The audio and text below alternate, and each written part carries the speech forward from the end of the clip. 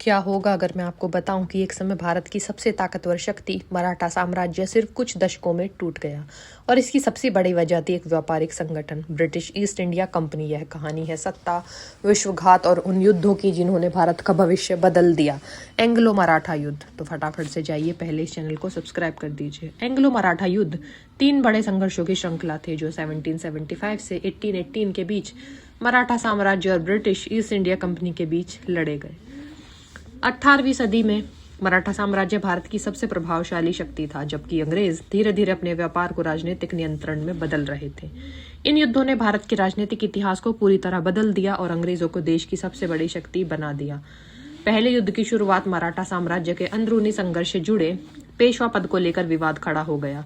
रघुनाथ राव ने खुद को पेशवा घोषित करने के लिए अंग्रेजों से सहायता मांगी। अंग्रेजों ने इसे एक अवसर के रूप में देखा और मराठा राजनीति में हस्तक्षेप शुरू किया, लेकिन मराठा सरदारों जैसे नाना फडणवीस ने एकजुट होकर अंग्रेजों का विरोध किया।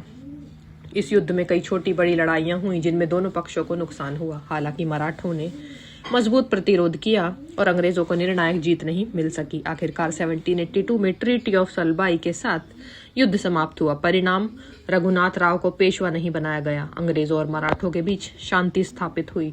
मराठा शक्ति बनी रही और अंग्रेजों को बड़ा लाभ नहीं मिला। पहले युद्ध के बाद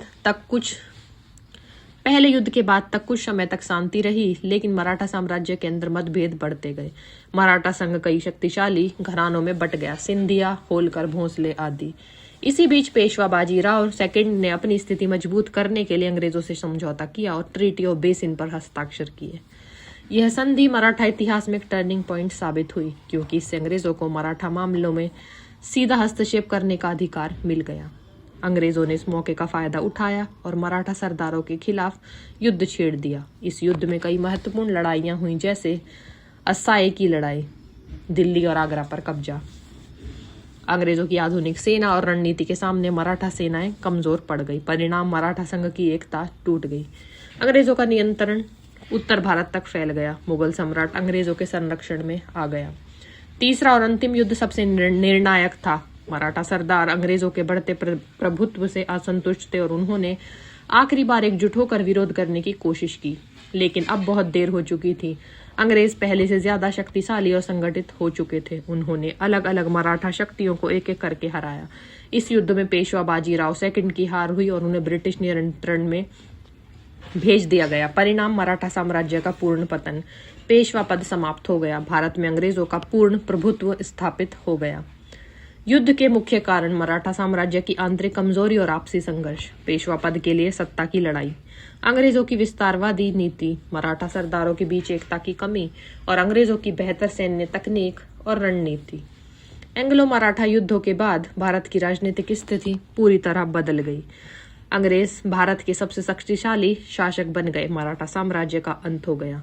भारतीय राज्यों की स्वतंत्रता धीरे धीरे समाप्त होने लगी। ब्रिटिश शासन की नींव मजबूत हुई।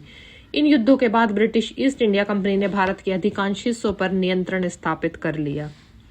एंग्लो मराठा युद्ध केवल सैन्य संघर्ष नहीं थे, बल्कि यह राजनीतिक चालों, कूटनीति और विश्वासघात की कहानी भी थे।